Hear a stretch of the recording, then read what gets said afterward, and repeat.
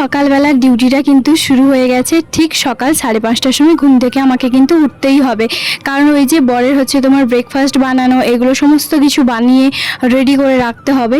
যাই হোক, ও কিন্তু ওঠে পুরো একদম 5:25-এ, আমি উঠি 5:32-এ।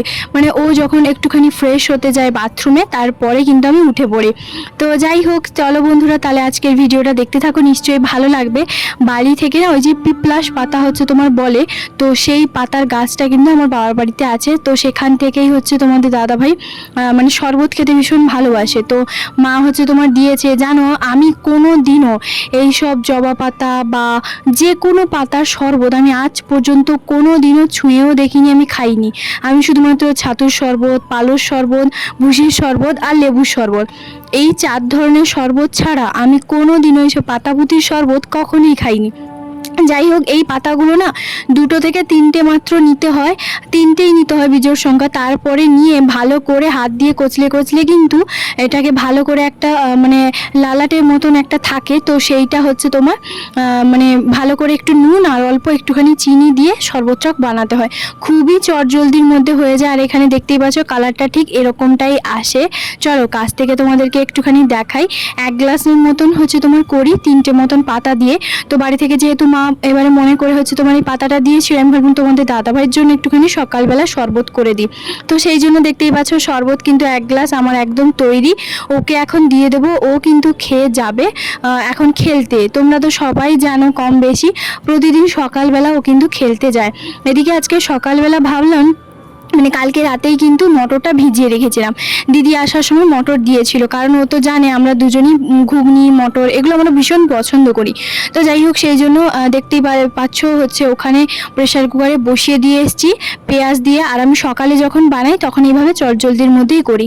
আর চলে এসেছি সোজা ছাদের উপরে শিলনোড়াতে। আমি যেহেতু শিলনোড়াতেই মশলাটা বাটি, অনেকেই জিজ্ঞেস করেছে এই শিলনোড়াটা কাদের, মানে আমরা কি বাড়ি থেকে নিয়ে এসেছি? না না, আমরা একদম বাড়ি থেকে নিয়ে আসিনি। বাড়ি থেকে নিয়ে আসাও অসম্ভব একটা ব্যাপার।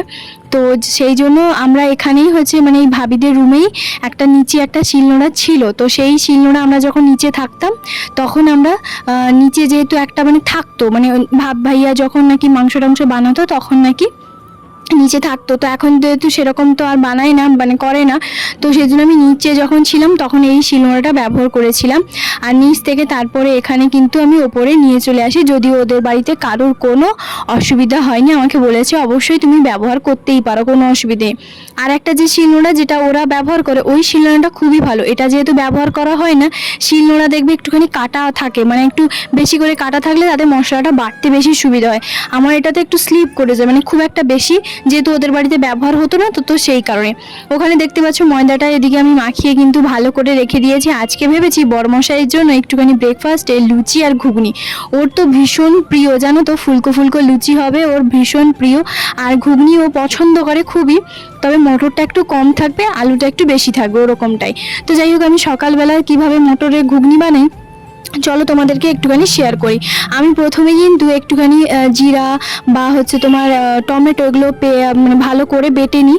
অনেকেই সময় বেটে নিই, অনেকেই হচ্ছে তোমার বাটি না। তো আমি কি করি, একটু আদা বাটা, রসুন বাটা এগুলো ভালো করে বেটে কড়াইতে তেল দিয়ে গোটা গরম মশলা দিয়ে ভালো করে একটু জিরে দিলাম। জিরেটা দিলে কি হয়, হজমটা একটু ভালোভাবে হয়। তো যাই হোক, সেইভাবে হচ্ছে তোমার করি। আর তারপরে আদা বাটা, রসুন বাটা যেটা থাকে সেটা দিই, তারপর টমেটো দিই। কারণ পেঁয়াজটা যেহেতু আমি ঘুগনিতে আগে থেকেই হচ্ছে মটর সেদ্ধ করার আগে দিয়ে দেই, তো সেই কারণে। তো যাই হোক, ওর জন্য রেডি করে এরপরে কিন্তু আমি সোজা চলে এসেছি খেতে। আমি 4 পিস মতো লুচি নিয়েছি, যেহেতু আমি সকালবেলাটা লুচিটা মানে পছন্দ করি। আমি ময়দার লুচিটা ওই 4 পিসের বেশি খুব একটা খেতে পারি না। আর অল্প একটুখানি মুড়ি ঘুগনিটা খাচ্ছি প্রথমেই, তারপরে লুচিটা খাবো। সকালবেলা যদি লুচিটা খেয়ে নিই না, আমার সারাদিন গা গোলাতে থাকবে ওরকমটাই, তো একটু কেমন হেভি হেভি লাগে সেই কারণে।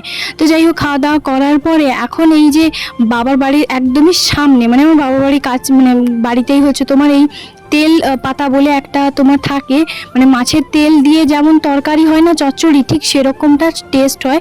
কিন্তু মাছের তেল আমি দেব না, আলু বেগুন আর হচ্ছে তোমার এই তেলের যে পাতাটা এইটা দিয়ে ভালো করে রান্না করব। তোমরা এই তেলের পাতাটা কে জানো ভালো করে জানিও আমাকে অবশ্যই কমেন্ট করে। এখানে সকালবেলা ও কিন্তু ডিউটি থেকে মানে যখন যাবে তো তার আগে যখন খেলে এসেছিলো তখন কিন্তু মাছ নিয়ে এসেছিলো। মাছটাকে ভালো করে নুন হলুদ মাখিয়ে আমি কিছুক্ষণের জন্য রেখে দিয়েছিলাম।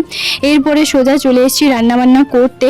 আর আজকে যেহেতু শনিবার তো সেই কারণে কি বলতো, ওর জন্য রান্নাবান্নাটা করতে হবে আমাকে চটজলদির মধ্যে। আমার এমনিতেও সবসময়ের জন্য 11টা 10:30টার মধ্যে আমার রান্নাটা কমপ্লিট হয়ে যায়।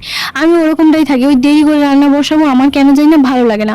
তো যাই হোক, এদিকে হচ্ছে তোমার করবো ওই চচ্চড়িটা বরমশাই বলছে যে আমি কখনো খাইনি জানো, তুমি তাহলে বানাও, আমি অবশ্যই খাবো। বলছে সত্যি মাছের তেলের মতন টেস্ট হয়? আমি বলছি হ্যাঁ টেস্ট হয়। তো যাই হোক, সেই জন্য মা যেভাবে বলে দিয়েছিল সেইভাবেই কিন্তু করেছি। তবে এই যে পাতাটা যে হদি সেটা কিন্তু আমার মাও জানতো না, এটা জানতো আমার দিদি, ওই বলেছে।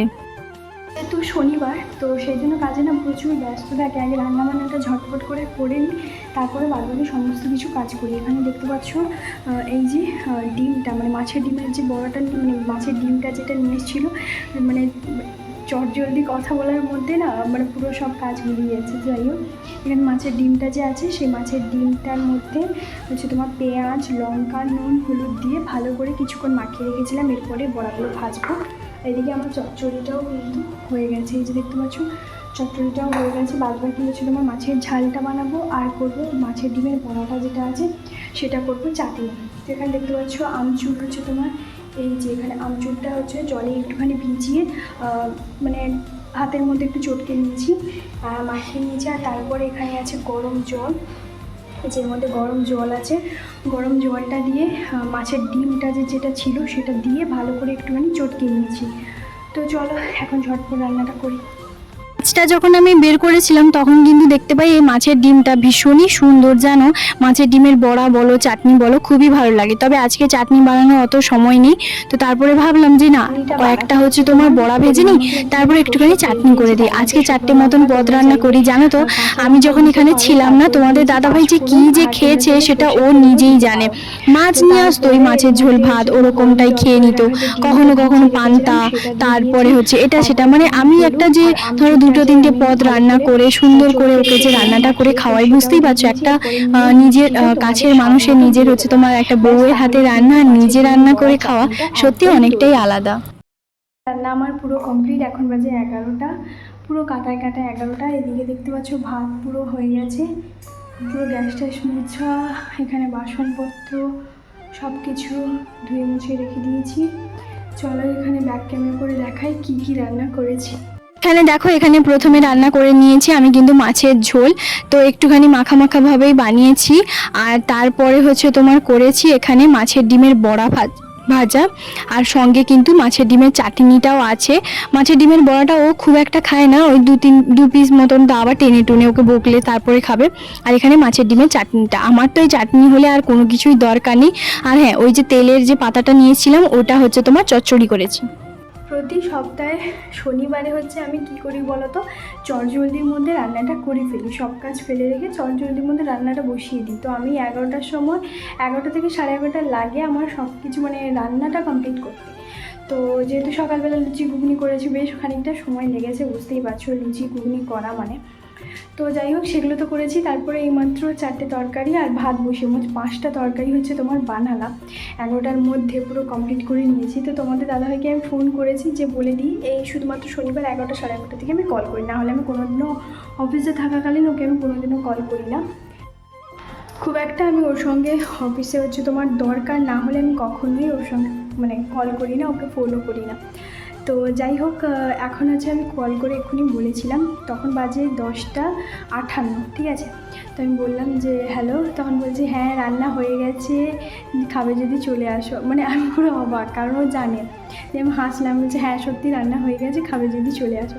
তো তোমার সেটাই বলছে, কারণ প্রতি শনিবার তুমি একটা দিন ওইভাবেই হচ্ছে তোমার কল করো, না হলে তো কোনোদিনও কল করো না। তো ওই জন্যই আমি আগে থেকেই বলে দিলাম যে আমি জানি তোমার রান্নাটা হয়ে গেছে, তুমি হচ্ছে আমাকে ডাকছো। তো আমি তারপরে বললাম যে সত্যি রান্না হয়ে গেছে, খাবে যদি আসো। বলছে না না এখন যাবো না, আমার কাজের চাপ আছে, আমি একটুখানি পরে যাবো।